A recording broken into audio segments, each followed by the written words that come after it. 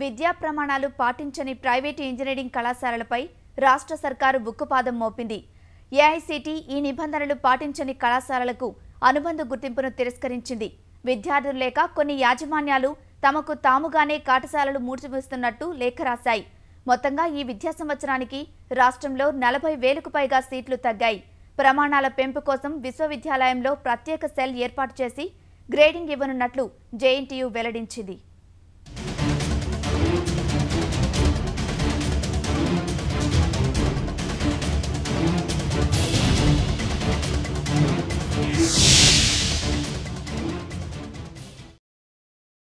రాష్ట్రంలోని private engineering కళాశాలలకు పెద్ద ఎదురుదెబ్బ తగిలింది. సీట్లలో భారీగా కోత విధిస్తూ ప్రభుత్వం నిర్ణయం తీసుకుంది.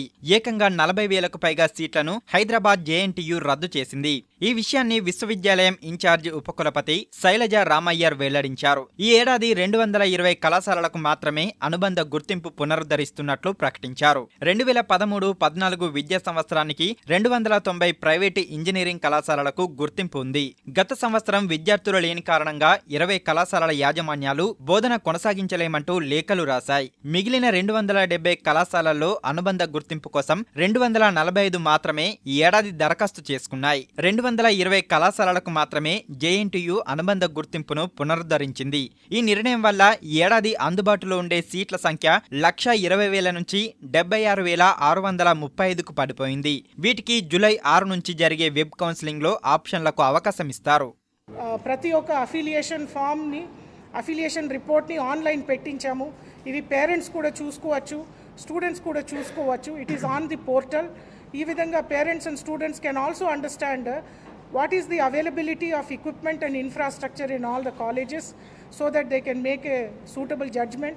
ఈ సంవత్సరం కూడా మేము ఖచ్చితంగా పెట్టిస్తాము so that parents and students can look at the colleges and then make a decision during the counseling process. రాష్ట్ర ప్రభుత్వం గతేడాదే ప్రైవేటు ఇంజనీరింగ్ కళాశాలలపై కన్నెర్ర చేసింది. సుప్రీంకోర్టును ఆశ్రయించడం ద్వారా గతేడాది కొన్ని కళాశాలలు బండిని నెట్టుకొచ్చాయి. ఈ ఏడాది మాత్రం హైదరాబాద్ జేఎన్టీయూ నిజ నిర్ధారణ కమిటీల ద్వారా కళాశాలల్లో సౌకర్యాలను అనువనువు తనిఖీ చేసింది. ఏఐసిటిఈ నిబంధనలు పాటించని కళాశాలలకు ముందస్తు హెచ్చరికలు పంపింది. అధ్యాపకులకు ఆధార్ను అనుసంధానం చేస్తూ సాఫ్ట్వేర్ రూపొందించింది. ఈ చర్యలతో సుమారు 100 కళాశాలలు ఇబ్బందుల్లో పడ్డాయి. అనుబంధ గుర్తింపు పొందలేకపోయాయి. రాష్ట్రంలో 2011లో 314 ఇంజనీరింగ్ కళాశాలలుండగా ప్రస్తుతం వాటి సంఖ్య 220కి పడిపోవడం పరిస్థితి తీవ్రతను చాటుతోంది. ఈ ఏడాది 70 కళాశాలలకు అనుబంధ గుర్తింపు దక్కకపోవడం వాటి మూసివేతకు పరోక్ష కారణంగా కనిపిస్తోంది. అందుకే ఈ విద్యా సంవత్సరం నుంచి జేఎన్టీయూలో ప్రైవేటు కళాశాలల్లో నాణ్యతా ప్రమాణాల పెంపు కోసం ప్రత్యేక సెల్ ఏర్పాటు చేస్తున్నారు.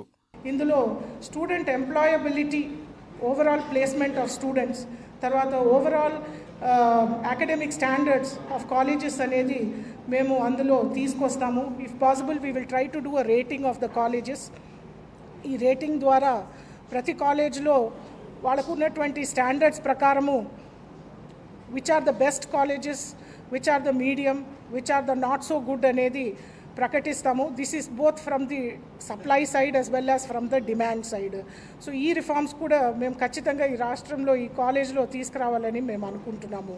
బోధనా రుసుముల కోసమే ఏర్పాటైన ప్రైవేటు ఇంజనీరింగ్ కళాశాలలు ఇప్పుడు ఇరకాటంలో పడ్డాయి. కళాశాల భవనాల్లో ప్రత్యామ్నాయాల కోసం వెతుకులాడే పనిలో పడ్డాయి.